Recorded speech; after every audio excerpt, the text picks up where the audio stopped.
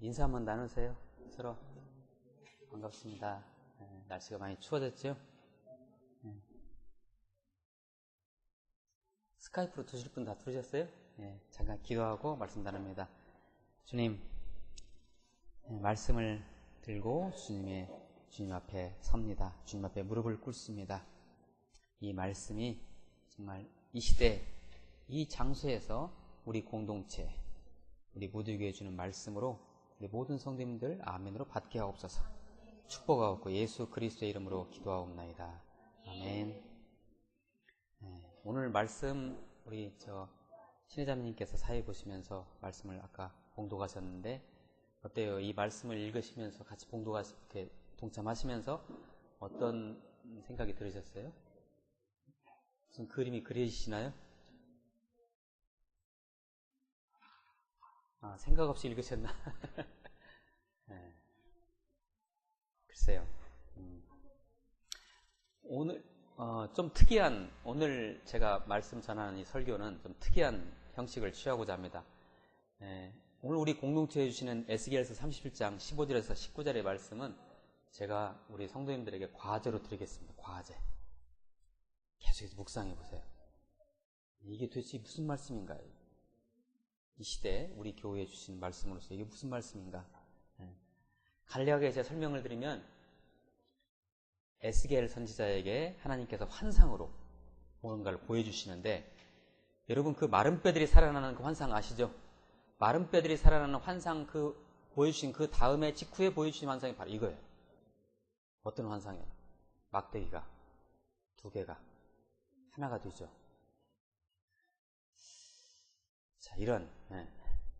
자, 주중에 내내 이 말씀을 꼭 묵상하시기 바랍니다. 민들레를 비롯한 이 꽃씨들이 봄철이면 봄철에 이렇게 날아다니잖아요. 흩뿌려진다고 하죠. 참 그 생명의 그 어떤 이치를 보면 우리가 너무 신기하지 않습니까? 왜 그 민들레 홀씨들이 날아다닙니까? 그렇죠? 그게 바로 자연이죠. 하나님의 섭리잖아요. 그래서 이제 흩뿌리면서 번식시키는 거예요. 하나님의 어떤 자연 속에서의 돌아가는 그런 흐름이잖아요. 하나님의 일하심이에요. 그게 바로. 그런데 그 생명을 흩뿌리는 일, 하나님의 복음을 전 세계에 그러한 식으로 하나님께서 이제 뿌리십니다. 이것을 여러분들이 오늘 제목이 역사적 안목이잖아요. 역사적인 안목을 가지고 보이셔야 돼요. 이것이요. 그 생명을 흩뿌리고 계십니다. 하나님께서는. 그것이 바로 역사입니다. 바로. 세상 사람들이 아무리 히스토리에 대해서 역사에 대해서 이렇게 얘기하지만 이것이 바로 하나님의 역사이지요. 사도행전 1장 8절 말씀 다 암송하시죠? 오직 성령이 너희에게 임하시면 너희가 권능을 받고 예루살렘과 온 유대와 사마리아와 땅끝까지 이르러 내 증인이 되리라 하시니라 이렇게 돼 있죠. 이게 사도행전 1장 8절이에요. 예수님의 지상 명령이라고 하죠. 예수님께서 승천하시기 직전에 그 마가다락방 그 제자들에게 부탁하신 말씀이잖아요. 예수님의 유언이라고도 하죠. 이걸 예수님의 유언이라고도 하는데 여기서 여러분 이 말씀에 나와 있는 땅끝이 어딜까요? 땅끝. 궁금하시죠? 땅끝. 우리가 생각할 때요. 우리가 여기 지금 무디교회에 좀 이렇게 앉아있고 서 계시잖아요. 서 있는데 우리 입장에서 보면 땅끝이 어딜까요? 땅끝이라는 건 끝까지 가는 거예요. 이렇게 지구를. 지구가 어떻게 생겼어요? 둥글죠? 계속 가다 보면 어디로 와요? 다시 여기로 와요. 자, AD 1세기에 예수님께서 말씀하신 그 땅끝 어쩌면 바로 그곳 예루살렘인지 모르죠. 지금 복음이요.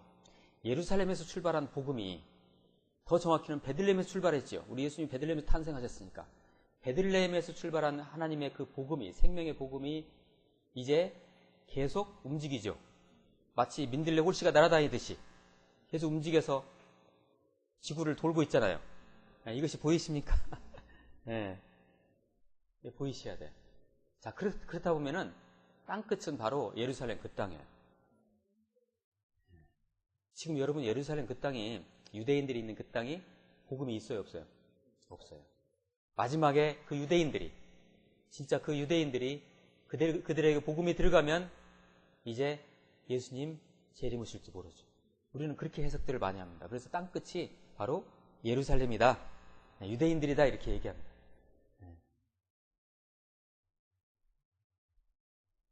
오순절 마가다락방에 성령 세례가 임합니다. 강력한 성령 불세례가 임합니다.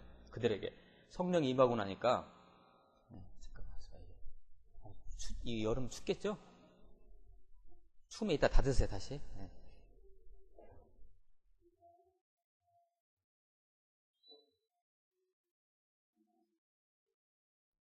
우리가 사도행전을 이렇게 읽으시다 보면은, 참 그 하나님의 그 복음을 통한 하나님의 일하심을 이렇게 발견할 수가 있는데, 그 중에 하나가 뭐냐면요, 하나님께서 흩으신다는 거예요.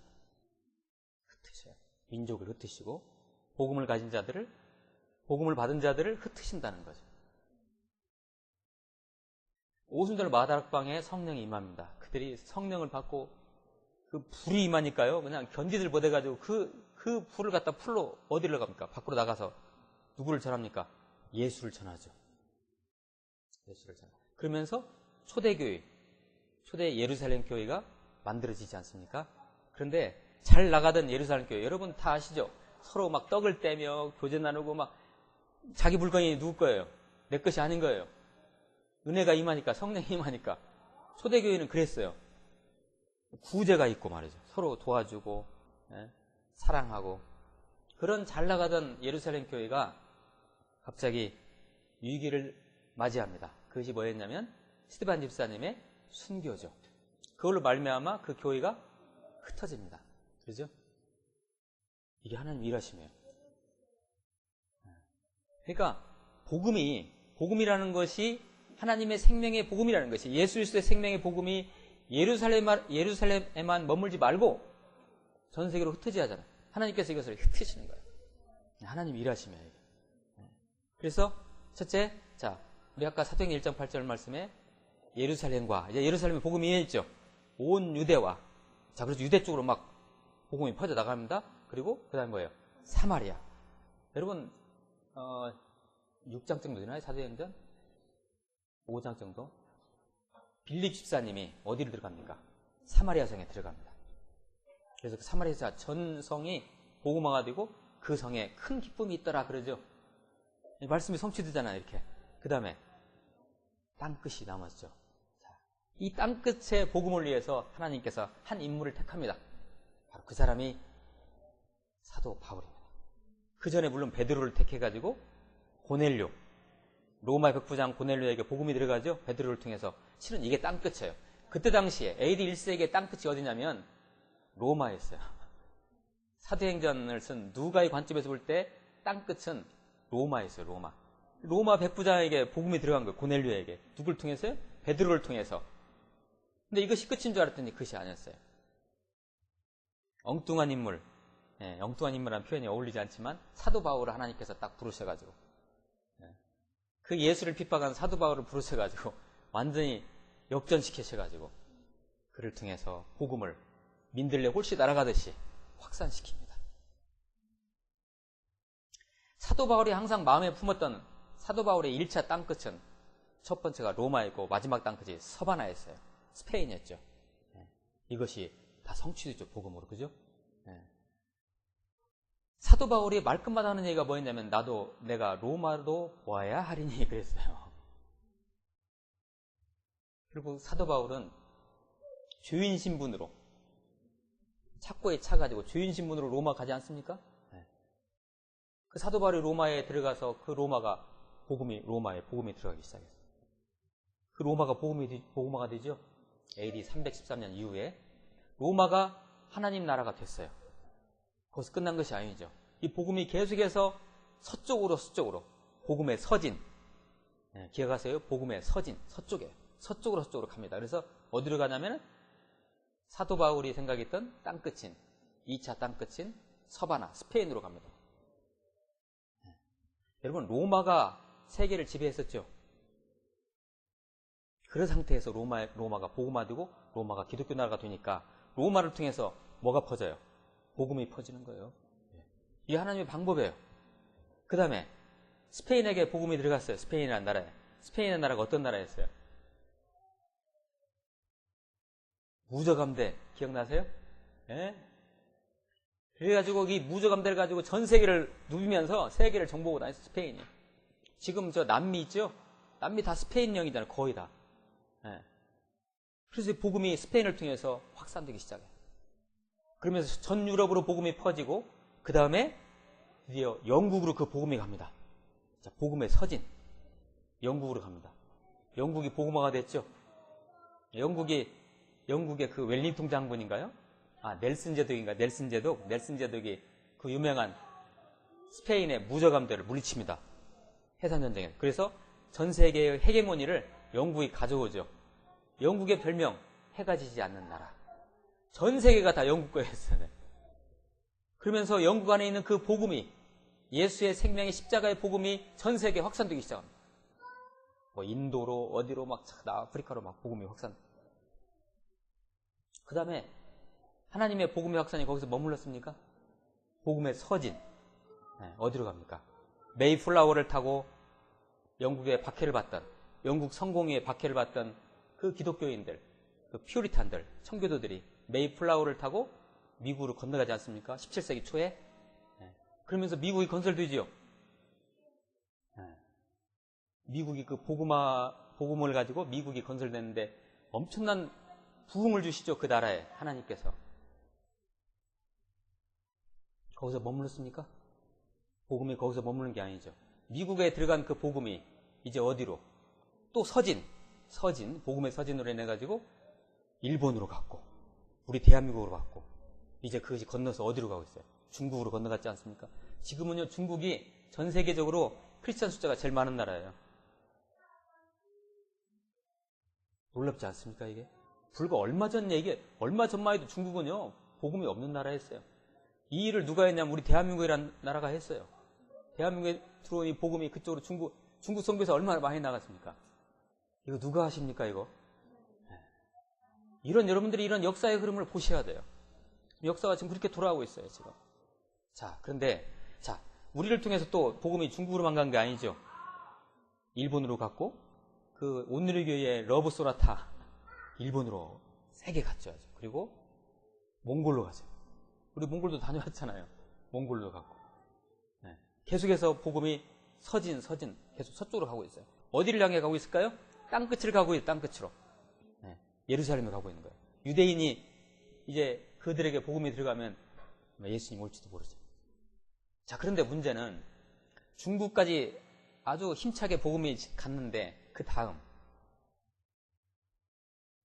중국을 건너서 쭉 지나가 보면 인도가 나오고 태국 이쪽 미얀마가 나오죠. 미얀마가 바로 동경 백도예요.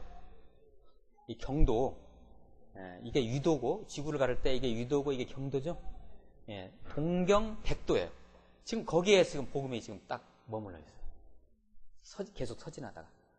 자, 우리 이재희 선교사님 가신 곳 그 미얀마. 근데 미얀마를 건너가야만 실크로드 타고 이제 복음이 예루살렘에 들어가지 않습니까? 그런데 이게 문제입니다. 이게 왜 그러냐면 미얀마 위에 옆에 나라가 다 어떤 나라들입니까? 이름이 다 뭐로 끝나요? 다 스탄으로 끝나죠. 스탄, 아프가니스탄, 우즈베키스탄, 키르기스탄 그런 나라들이 많이 있잖아요. 스탄으로 끝난 나라 전부 다 무슬림 국가예요. 이 무슬림 국가는요, 복음 전하기 불가능한 나라입니다, 실제로. 이 동경 백도에 머물러 있는 이 복음의 서진의 흐름을 누가 뚫을 것인가? 이게 지금 하나님의 역사에, 지구의 역사의 과제입니다. 자, 다시 말씀드리지만 오늘 지금 에스겔 37장 말씀을 우리 같이 읽었지만 이것은 과제로 내어드립니다. 제가 계속해서 묵상하세요. 이게 도대체 이 말씀을 왜 우리 무디 공동체에 주셨는지. 자, 아무튼 우리가 복음이 땅끝, 즉 예루살렘으로 들어가는 것을 그 영어로 back to Jerusalem이라고 합니다. 들어보셨죠? Back to Jerusalem. 왜 back이라고 썼어요? 복음이 어디서 출발했어요? 예루살렘 출발했잖아요. 그래서 back이라고 쓰는 거예요. back. 다시 되돌아가는 거예요. 복음이 좀 서진해가지고 그쪽으로 가야 된다는 거예요. 자, 그럼 여기까지 이제 말씀을 잘 정리하시고 이야기의 방향을 바꿉니다. 1800년대, 19세기 중반에 제너럴 셔먼호가 대동강 편에 도착했습니다. 거기서 한 영국 선교사가, 중국을 거쳐서 온 한 영국 선교사가 내렸습니다. 내리자마자 대원군이, 그때 대원군 시대인데 대원군이 세국 정책을 했지 않습니까? 코피쭉한 서양 귀신이 오니까 다 죽여라 해가지고 그냥 죽여버렸죠. 그 선교사님은 복음을 한마디도 전하지도 않고 그 대동강변에서 그냥 순교당하셨어요. 그분 이름이 토마스 선교사입니다. 그분이 대동강변에 당신의 피를 뿌렸어요. 순교하셨죠. 그 이후에 평양이라는 곳에 복음이 들어갑니다. 그죠? 평양 대부운동이 일어나고 평양이 바로 오늘 여러분 제가 주부에 그 무디서 안에 썼지 않습니까? 동양의 예루살렘, 북한, 평양이 그런 별명을 그때 받았죠. 원산 대부흥운동, 원산 대회운동이 일어나가지고 그 영적 흐름이 평양으로 와가지고 평양에 있는 모든 그리스도인들이 그냥 다 그냥 회개를 했어요. 회개. 성령이 불같이 임해가지고 평양이 복음화되는 거예요. 그 김정은이 있는 평양이 그런 땅이었다니까요. 네. 복음화됐어요. 그 복음이, 그 센 복음이 이제 남한으로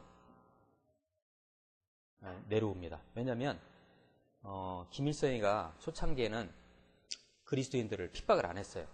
1945년 이후에 김일성이가 북한에 이제 소련과 함께 진주해가지고 있을 때, 그러다가 딱 처음 보니까 안 되겠다 싶어가지고 핍박을 하니까 북한에 있는 그리스도인들 다 어떻게 했어요? 남쪽으로 다 내려왔죠. 그래서 이 남쪽에 복음이 더 풍성해진 거예요. 네. 우리는 북한에 빚을 지고 있는 거예요. 실은 남한이. 네, 복음에. 자, 그런데요. 우리나라가 지금 선교 몇 위 국가입니다. 거의 2위, 3위, 4위, 5위 국가라고 하죠. 그래서 선교사를 엄청나게 파송하는 나라입니다. 이 사우스 코리아가. 네.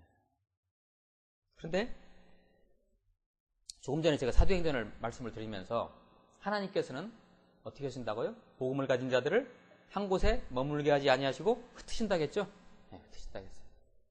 19세기 중반에 우리나라에 복음이 들어오자 바로 그 이후에 일본이 우리나라를 점령하게 됩니다. 일본이 들어와서 우리나라 사람들을 못 살게 보니까 일본이 싫었던 사람들이나 아니면 그 경제적으로 아주 힘들죠. 서민들이. 일본이 와서 경제 수탈 정책을 쓰니까 우리 한민족에 있는 사람들이 너무 힘들어하니까 이 땅을 떠나기 시작합니다. 근데 이미 그때 그분들은 복음을 접한 사람들이죠. 19세기 중반에 이미 우리나라에 복음이 들어왔으니까요.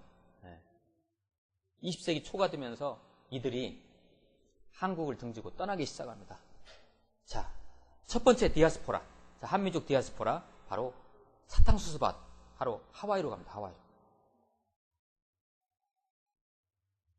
그 다음에 연해주로 갑니다. 연해주. 이렇게 우리 민족을 흩으십니다. 하나님이. 연해주. 저 블라디보스톡 위에 연해주요. 네. 그리고 정말 일본이 싫고 독립운동을 하려는 사람들이 어디로 갑니까? 연변으로 가고 용정으로 가고 흩어지기 시작합니다.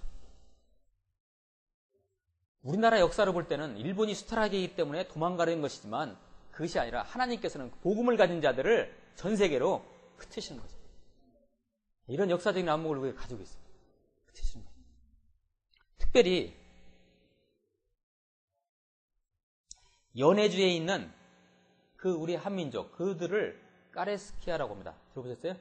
코리아, 까레스키아. 그 러시아 말로 까레스키아라고 하는가 봐요. 이 코리아를. 까레스키아. 그 까레스키아 우리 선배들이 거기 연해주에 잘 살고 있었는데, 그 즈음에 러일 전쟁이 일어나죠. 러일 전쟁이 일어났는데 누가 이겨요? 일본이 이겨요. 세상에. 그 러시아를 일본이 이겨요. 아, 대단한 나라. 일본이 러시아를 갖다 격파하고 나니까 러시아 사람들이 딱 보니까 연해주에 사는 사람들 보니까 일본 사람들 비슷하게 생겼잖아요, 우리가. 그 보복을 우리에게 했어요. 그 연해주에 있는 우리 저 선배들에게 보복을 해야 돼. 이들을 어디로 강제 이주시켰냐면 저 중앙아시아 시베리아로 강제 이주시켜요. 그래서 그때 참 그 강제 이주한 그 까레스키아들의 그 애환 있는 그 내용도 한번 읽어보세요. 눈물 나요, 정말. 그냥 아무것도 없이 그냥 기차에 태워가지고 시베리아에다 그냥 던져버렸어요. 우리 저 선배들을. 중앙아시아로. 그래서 중앙아시아에 있는 그 스탄이라는 나라에 지금 살고 있는 우리 저 선배들이 계시잖아요. 조선족. 고레인이라고 하죠, 고레인. 까레스키아. 그분들이에요, 바로. 그렇게 해서 우리 한민족이 어떻게 돼요? 흩어지기 시작합니다. 그런 역사가 있는 거예요. 그런 역사 속에서 우리는 사우스 코리아 살고 있고, 지금 우리는 이 얘기를 지금 나누고 있는 겁니다. 이 시점에서.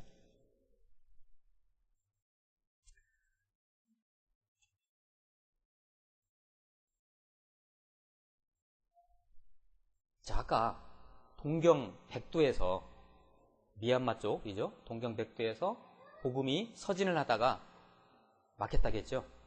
네. 그들이 전부 다 무슬림들이에요. 거의 이쪽 미얀마 위쪽 옆쪽에 다 스탄 이런 무슬림 나라 국가들이죠. 이 국가들을 어떻게 복음화시킬 것인가? 그 무슬림들은요, 미국인들 싫어합니다. 서양 사람들 싫어하고, 더군다나 우리 사우스 코리아에 있는 이 복음을 가진 자들마저도 배격합니다. 터키 가서 많이 순교하셨잖아요, 우리 선교사님들도. 그렇죠? 그런데 유일하게 이 무슬림들이 좋아하는 나라가 하나 있어요. 바로 북한입니다, 북한. 왜 이들이 북한을 좋아할까요? 자, 이게 우리 역사적인 이제 안목을 가지셔야 돼요. 왜 이들이 북한을 좋아할까요? 왜냐면요, 무슬림들의 원수가 누구예요? 미국이잖아요. 무슬림들이 아무리 텔레반이라든지 이런 애들이 막 열심히 다 죽었잖아요. 텔레반 죽었지, 바그다드에 있는 누구죠? 후세인 죽었지, 그러죠? 다 지금 미국 앞에서 다 무릎 꿇잖아요. 그런데 미국 앞에서 유일하게 무릎 안 꿇는 나라가 있어요. 북한이에요, 북한. 미국 앞에서 핵 가지고 너희들 여차하면 이거 쏴버린다고 지금도 막 태평양에다 막 쏴대잖아요. 실험하고 있잖아요. 그러니까 무슬림들이 북한을 어떻게 생각하냐? 브라더로 생각해요. 형제 국가로 생각하는 거예요. 우리 공동 목적이 있다 이런 거예요. 그래서 지금도 이 무슬림 국가들의 특히 요르단이라든지 이란 이런데요 가면 그 북한 군들이 가서 미사일도 팔고 그들을 도와주고 있어요, 지금요. 잘 모르세요? 이란 사람들이 쓰는 미사일이 전부 다 북한자라는 거예요. 요르단에 있는 군사 고문단들이 다 북한 사람들이래, 지금. 세계가 이렇게 돌아가고 있어요, 지금. 자, 그러면 하나님의 소원인 복음의 서진. 자, 예루살렘으로 백투 제루살렘을 해야 되는데 이 일을 누가 하겠느냐? 북한 사람들이 해야 돼요. 북한 사람들이. 자, 우리는 이 즈음에서 우리는 북한을 봐야 돼요.